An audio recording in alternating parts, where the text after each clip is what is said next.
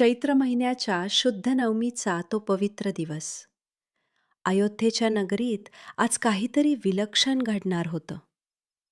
संपूर्ण नगरीत आनंदाची लहर पसरली होती.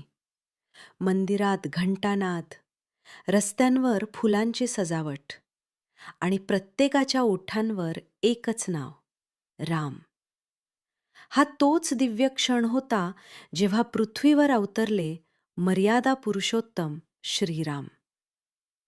ही केवळ कथा नाही, ही एक जीवनशैली आहे जी आपल्याला सत्य, धर्म आणि योग्य अयोग्य यातील फरक शिकवते. अयोध्येचे राजा दशरथ पराक्रमी, न्यायप्रिय, पण त्यांच्या मनात एकच वेदना होती, अपत्य नसण्याची. म्हणूनच त्यांनी ऋषींच्या मार्गदर्शनाखाली पुत्रकामेष्टी यज्ञ केला. यज्ञानंतर अग्निदेवांनी दिलेला पायस दशरथांनी आपल्या राण्यांना कौसल्या, कैकई आणि सुमित्रा दिला. काळ पुढे सरकत गेला आणि त्या पवित्र नवमीच्या दिवशी कौसल्या मातेच्या कुशीत जन्म झाला श्रीरामांचा.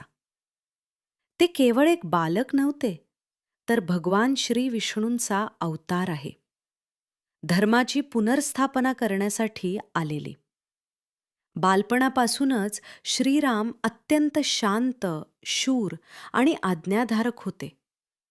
गुरुकुलात त्यांनी वेद, शस्त्रविद्या आणि धर्म यांचे शिक्षण घेतले.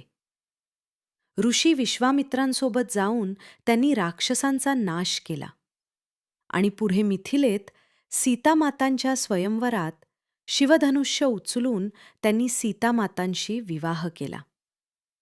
हा विवाह केवळ 2 व्यक्तींचा नव्हता, तर आदर्श संस्कारांचा संगम होता. पण आयुष्य नेहमीच सोपं नसतं.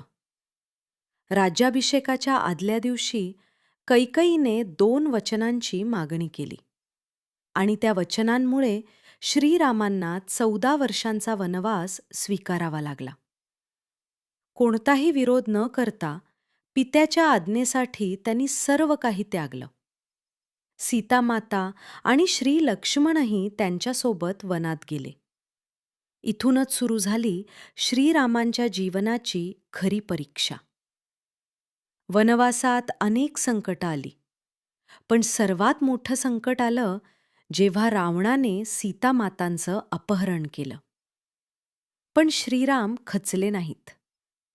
हनुमानासारखा परमभक्त त्यांना मिळाला आणि वानरसेनेच्या मदतीने त्यांनी लंकेवर चढाई केली.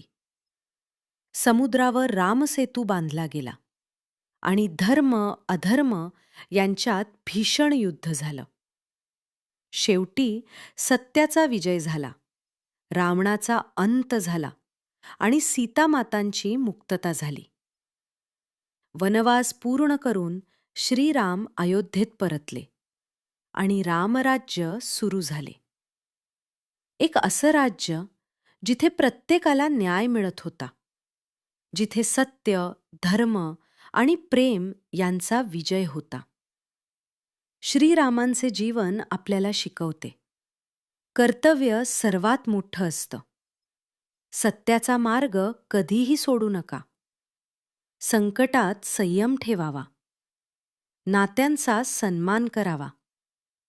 त्याग केल्याशिवाय महानता मिळत नाही. रामनवमी हा अत्यंत पवित्र दिवस आहे. सकाळी लवकर उठून स्नान करावे. श्रीरामांची पूजा करावी. रामायण वाचन किंवा रामरक्षा स्तोत्र म्हणावे.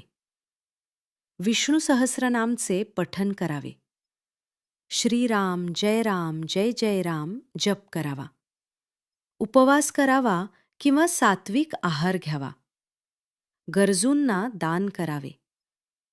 श्रीरामांची ही गाथा आपल्याला केवळ ऐकण्यासाठी नाही, तर आपल्या जीवनात उतरवण्यासाठी आहे. या रामनवमीला आपण सर्वांनी एक संकल्प करूया.